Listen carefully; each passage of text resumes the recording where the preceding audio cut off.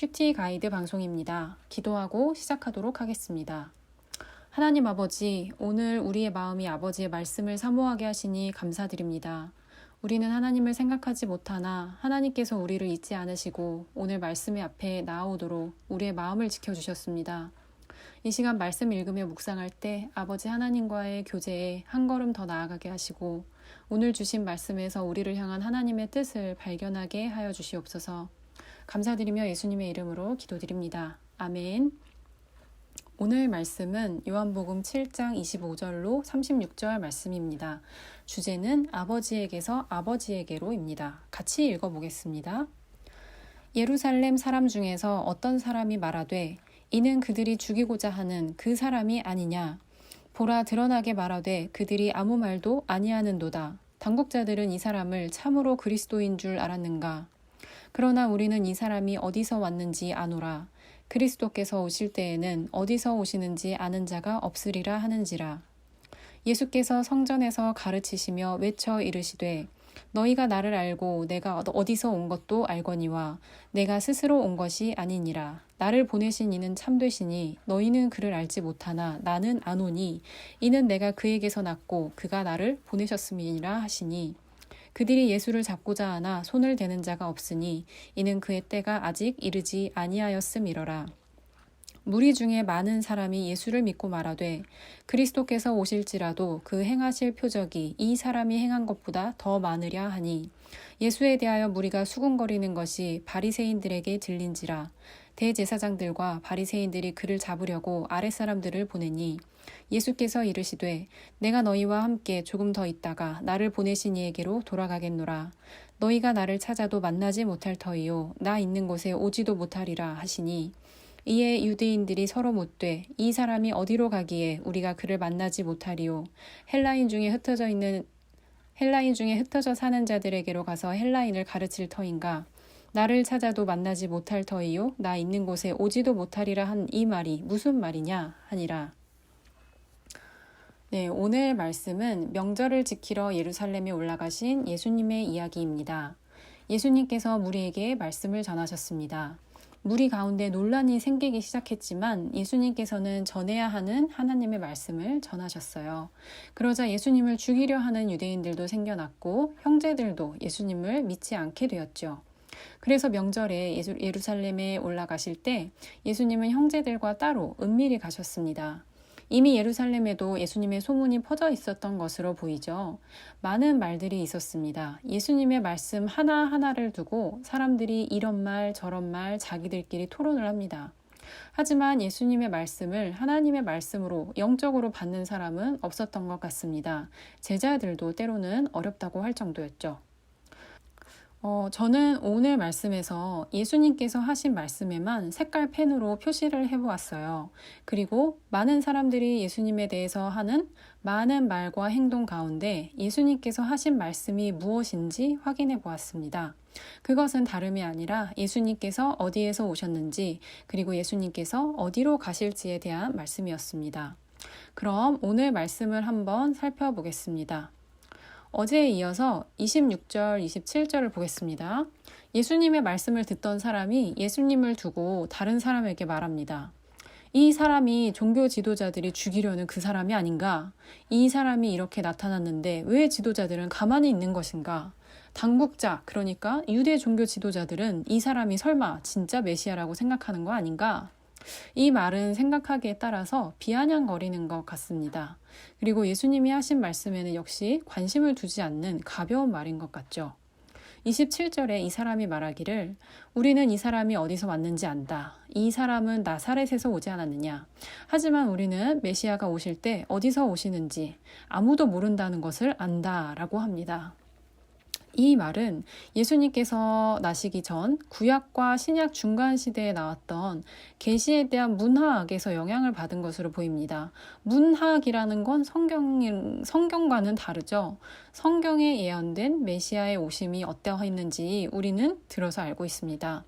예수님께서는 다윗의 자손으로 오신다고 했습니다. 또 어디서 오신다고도 성경에는 나와 있죠. 베들레헴 에브라다야, 너는 유다 족속 중에서 작을지라도 이스라엘을 다스릴 자가 내게서 내게로 나올 것이라. 그의 근본은 상고에 태초에 있느니라. 미가서 5장 2절 말씀입니다. 하나님의 말씀을 잘못 아는 지식이 얼마나 위험한지를 보여주는 말씀인 것 같습니다. 장면이 바뀌어서 다시 예수님께서 말씀하십니다. 28절, 29절을 보면요. 너희가 나를 알고 내가 어디서 온 것도 너희가 알겠지. 내가 사람 중에 태어나 사람의 역사와 환경에서 살아온 내력을 너희는 알 수 있지. 하지만 나는 스스로 온 것이 아니다. 나를 보내신 분이 계신데 그분은 참되시다. 그리고 너희는 그분을 알지 못한다. 하지만 나는 그분을 알아. 왜냐하면 나는 그에게서 왔고 그가 나를 보내셨기 때문이야. 예수님께서 이렇게 말씀하셨습니다. 이 말씀은 하나님을 안다고 말하는 유대인들의 그 알미, 잘못된 지식이 참되지 못하다는 것을 지적하신 말씀입니다. 하나님을 바로 아는 사람들은 예수님의 말씀을 믿었지요. 예수님께서 하나님의 아들로서 그의 보내심을 받아 이 땅에 왔다고 할 때 그를 믿는 것입니다. 동시에 이 말씀은 예수님께서 메시아로서 하나님으로부터 세상에 보내심을 받았다는 사실이 참되다는 것을 말해줍니다. 즉 예수님께서는 자기의 인간으로서의 삶만을 이야기하는 사람들에게 자기의 신성에 대해서 말씀해 주신 것입니다. 사람들의 반응이 어땠나요? 30절에 그들이 예수를 잡고자 하나 손을 대는 자는 없었습니다. 사람들로 둘러싸여 있었고 충분히 잡힐 수 있었으나 잡는 사람이 없었습니다. 그 이유는 아직 그 때가 이르지 않았기 때문입니다. 하나님의 뜻이 아직 허락하지 않았기에 예수님은 보호받으셨습니다. 이어서 31절에 보면요.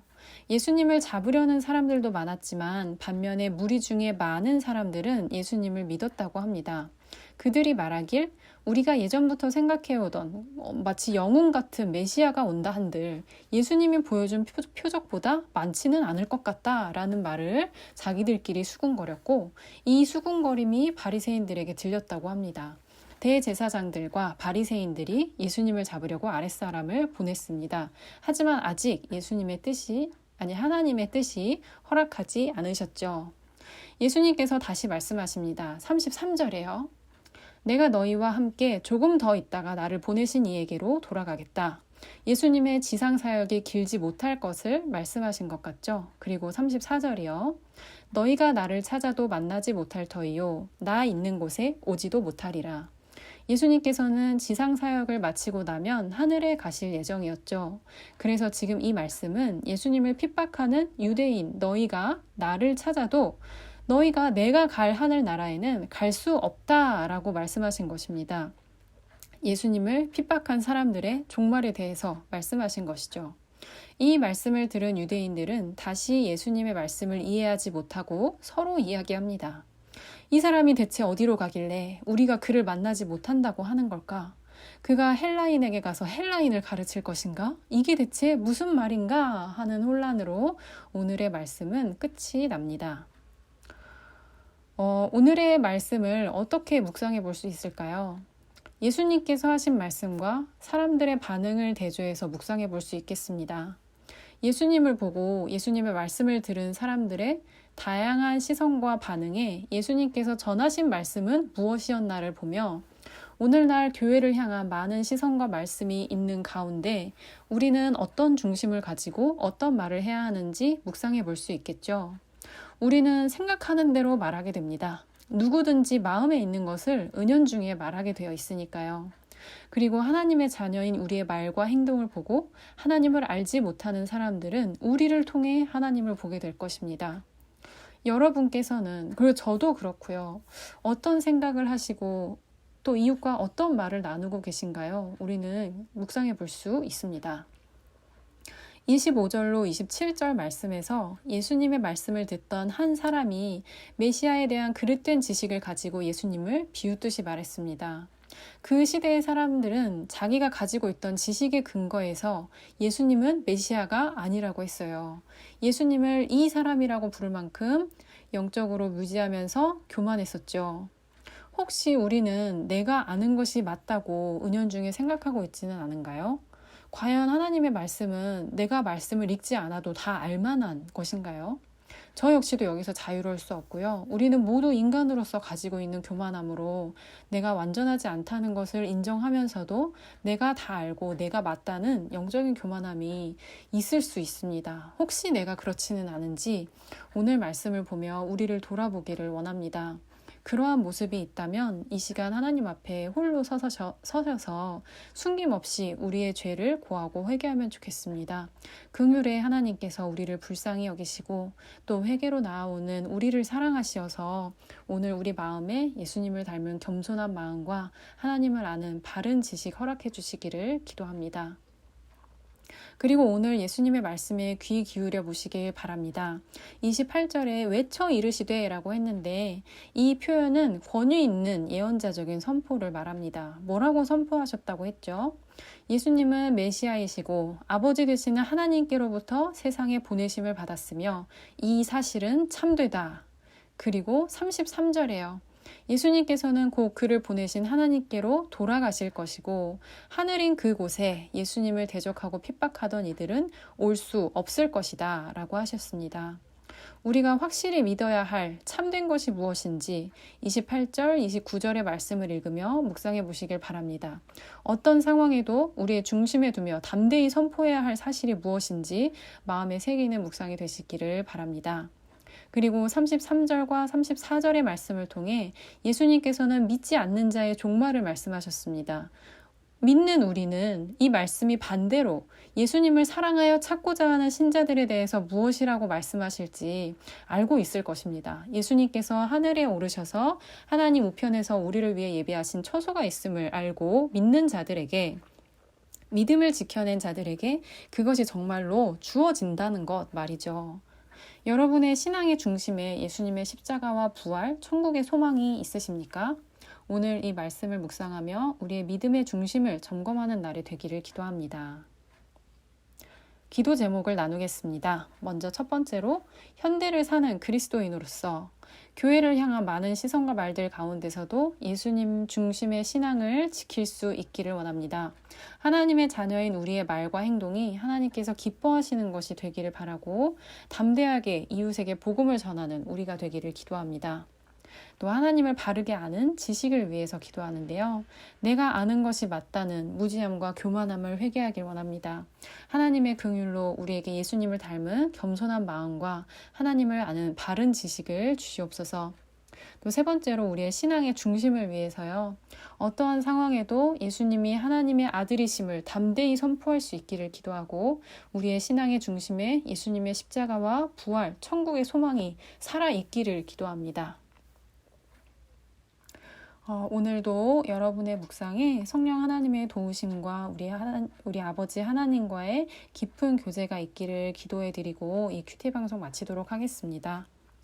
기도하겠습니다. 하나님 아버지 감사합니다. 오늘 우리 성도님들의 묵상 가운데 변함없이 함께 해주시길 기도합니다. 주님의 살아계신 말씀이 오늘 우리 성도님들을 주장해 주시길 기도하고 성령 하나님의 도우심으로 하나님께로 한 걸음 전진하시는 오늘의 묵상이 되시길 기도드립니다. 주님과 함께하는 이 고요한 시간 방해하는 모든 것 예수 그리스도의 이름으로 제지하여 주시고 모든 것에 감사드립니다. 예수님의 이름으로 기도드립니다. 아멘.